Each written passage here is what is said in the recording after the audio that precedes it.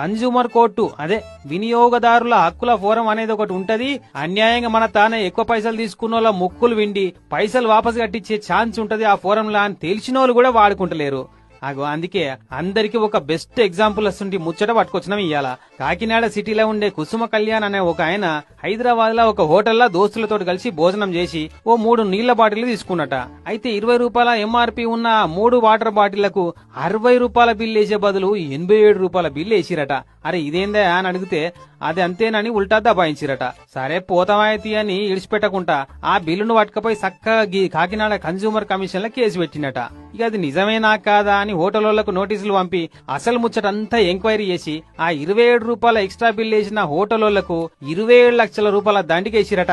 ఆఫీసుల చుట్టూ వినియోగదారుల ఫోరం చుట్టూ తిరిగే పని కూడా లేదట. ఆన్లైన్ లోనే కేసు నమోదు చేసుకోవచ్చునట. వకీళ్లు కూడా అక్కర్లేదట, సొంతంగానే వాదించుకోవచ్చట. మరి ఇదివరసంది ఎంఆర్పి కంటే ఎక్కువ ఎవరన్నా తీసుకుంటే అస్సలు ఊకోవద్దు. పైసలు వాపస్ ఇస్తారా, కన్జ్యూమర్ ఫోరం లో కేసు ఏమంటారా అని ప్రశ్నించుడు నేర్చుకోమంటున్నారు.